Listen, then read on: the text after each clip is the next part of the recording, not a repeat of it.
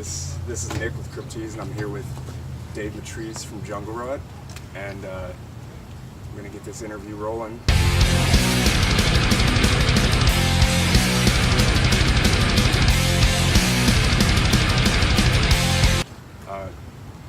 How's the tour with Havok going so far? It's going really well.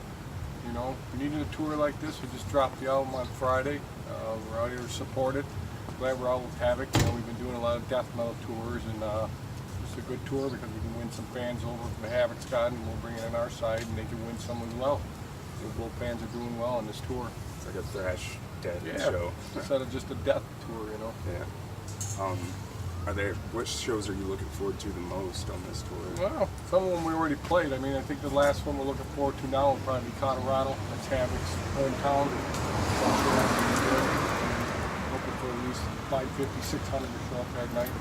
We've had some good ones on this one already. You know, surprisingly, Philadelphia was great Monday. This is Monday. That was off the hook, one of the best shows on a Monday. And Reggie's in Chicago, the home turf is always good as well.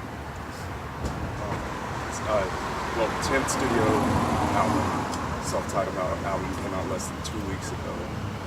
How's the reactions from fans been on the album so far? It's been great, positive, man. Just what I was hoping for. A lot of people talk the album of the year. That's what I like hearing. You know, we're hoping that we keep it rolling, get some momentum going, and keep some charts going this week and next week, and see where it can land us. You know, get some proper tours, and hopefully the people that need to pay attention to us do on this new release. That's awesome to hear. Give us a little kind of insight on the recording process of this album, if it was different at all, or... We've always done the same. I think over the last, since starting on Kill and Command, I don't know if you're familiar with that one, we started finding our stride in writing, and you know, it's nothing special. I do most of the writing, and then I sit down with Jeff, and we finish it out and hash it out, and then we go in and record it. Everybody has a job, and we usually don't go into the studio until we're 100% prepared and have to make at least 2, 3, 4 demos, and we know exactly what we want, and we come out of there, this is exactly what we want. That's awesome. What are you most proud of with this new album? The biggest thing for me is it's album number 10. So who would have thought I would have 10 25-year yeah, career. Exactly. I mean, especially in this kind of music. So that's the biggest accomplishment for me, is just hitting number 10, man. You know, that's something I never thought would happen. What inspired your guys' direction with this album this time around? I know that you just touch on the politics. All your songs, for the most part, are written about war-based stuff. A little bit of that. I think most of it was just like a lot of it this time around too was everyday struggles in life we write about and this and that. But you know, writing has been a natural thing for me. I can always pick up the guitar and I can write anything right on the spot. You know, I got that gift. A lot of guitar players can do that. They can relate, and I've never had a problem writing. I mean, I could write something right now if I wanted to. I mean, but yeah, it's always, you know, usually when I write, you know, I start writing changes, and before you know it, you got 10 changes, 15, 20, 25, 30. You got a bunch of changes, and you just get them in your head. I got that photographic memory in my head, and the ones when you pick up the guitar and you pick it up and you first start noodle and you start playing those changes that stick out the most in your mind, you know, the 1, the 2, the 3, the 4. You have to do that day by day. Eventually they just take form and the magic happens. I mean, I think the more you keep drilling them, and you get better form, you know? Yeah. I mean, that's how we do it. There's nothing special. Yeah, I play guitar too, so I can relate then. Yeah. They stick in your head, you know, the ones that are good. It's crazy how it works that way. It is, man. I mean, that's the musician. It's like riding a bike. Yeah, it is, man. I'm trying not to butcher the artist's name, but the artist that's been doing your albums for quite a bit It's hard now. for me to say it too. Julia. Yeah. Julia. I love the new album, like the new art for this album. When you got in contact with him, do you just give him an idea, or you just let him run with it? That's the beauty of him, man. We let him run with it. We give him the title, and then all of a sudden when we get it back, it's done, and that's what it looks like. It's pretty amazing, man. You know, he's done every album since Kill on Command. That was the first one. That was a big shock and awe when I got that one back, and then I just kept going forward. And that's the like the voodoo style. Yeah, and we needed something like that, a little different. You know, it was kind of getting out of that thing and want to try a little different, experimenting. You know, get away from the war thing and then move back to the war thing. But you know, he's very talented, and I hope I get the privilege to write another album and work with him again, because his art is just amazing artwork. I mean, yeah, it's crazy. Yeah, that's one of the biggest pluses of putting a new release out, and see what he's coming up with as well. Yeah, he does a lot of other art for tons of other bands too that are amazing. That I was looking at his portfolio and I was like, I didn't even know he did that. Yeah, cover, he's really low key, man. He really doesn't, word of mouth is where it's all at. Yeah. You collaborated with Max Cavalera on the last album, Rachel Pavel, and Schmier from Destruction on this one. What's it like collaborating with these artists that are rather well known in the community? That's another big thing in my life too. Starting back and I was found underground music in '85 when I started listening to Destruction and Creator and Sodom, and with the bands that started me out. And here we are years later. Who would have thought I'm singing with them? And they're on my album. I mean, that's one of the biggest things that I'm getting out as well. Not only am I fans of them, they are fans of me now as well. And that's pretty cool, man. The whole Destruction thing came down. We did an Invincible Force cover.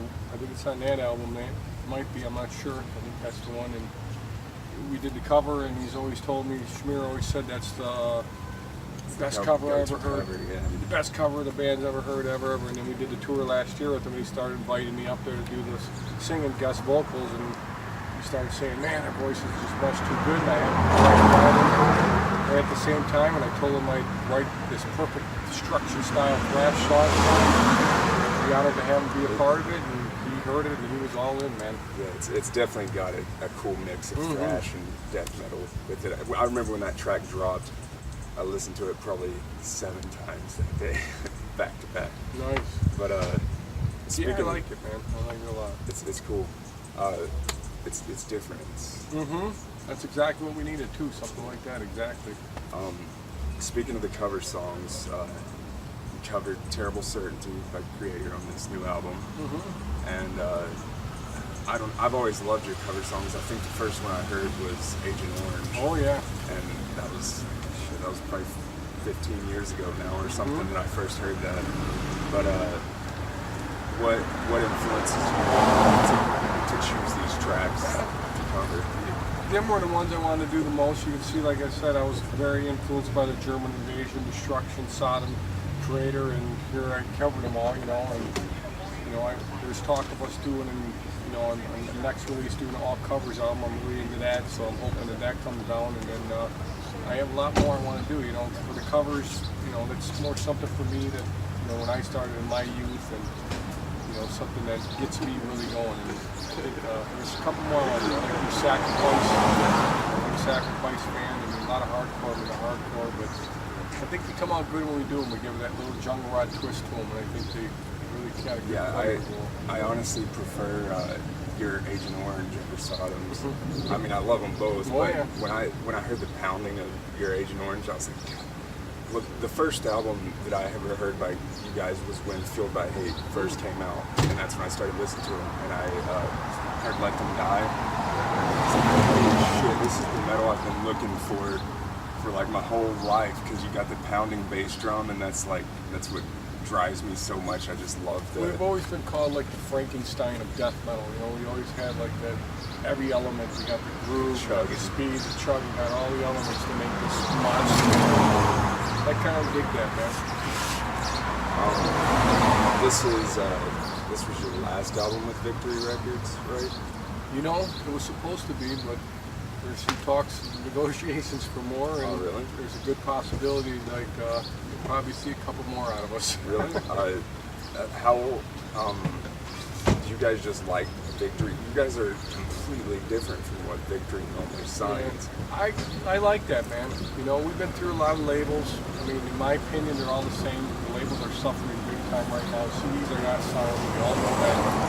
We just got our sound scans at first week sales, which is really good. We post up there the best first week sales we ever did, so I'm very happy with that. But I like Victory Records because I have such a long relationship with them, and they'll basically do anything that I want. Yeah, and they market the shit out of it too. Like, I follow them on Instagram and everything, and I was seeing the new Jungle Ride stuff That's almost good to every hear. day on there. That's So good to hear. Yeah, I just don't think I'll get the priority and the respect at any label if I try to find someone else at this time in my career. And I'm happy to be with them, man. I'm not looking to try to find anything new. I mean, I got really, that's what it's all about, a good working relationship, and that's exactly what we have, man. I mean, one of the vinyls that got just pressed for your new album actually is already sold out on the site. So that's good to see. I mean, vinyl's on the rise again, anyways, but it's pretty cool to see stuff like this sell out. I guess kind of touched on the record thing, but what do you see for the future of Jungle Rot, and what would you like to accomplish in the future of Jungle Rot?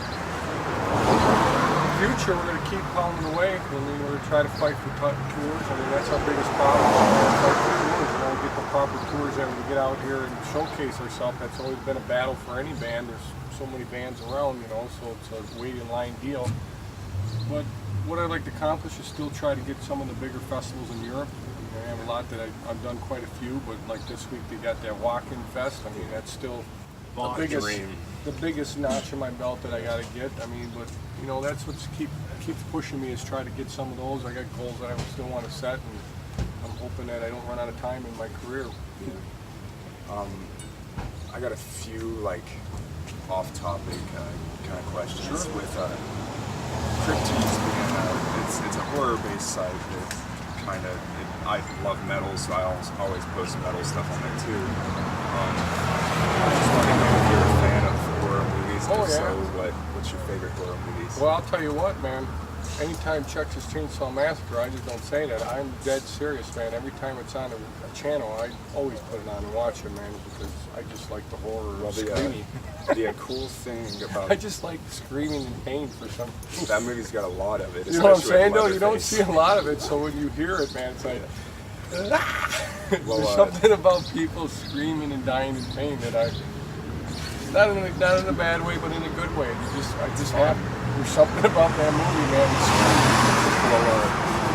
It's weird that you say Texas Chainsaw because Crypt Teaze, we just hosted at a local theater. We hosted a 45th anniversary of Texas Chainsaw Oh, very nice. in theaters, and we had the speakers cranked, and old people outside like wondering what the hell's going on because they're just hearing a chainsaw Sure. whirring and like running through the woods screaming and stuff. But it was fun. Like I'm trying to do a lot more of those screenings of I classic think, horror movies. me personally, I think, you know, I know that thing is way overrated, but I still think that series of horror is still some of the most scariest shit out there, man. Yeah, that was super realistic Yeah, too. I mean, back in the day, they really made them pretty damn good. And you look and he didn't show hardly anything in that. No. When she gets hung up on the hook, Yep. you don't see it go in, but you feel it. You're Yeah, like, that's oh, what it was. man. It was more an experience of living through the pain. Exactly, you actually felt the pain through the whole movie. Yeah. That's what I like about it.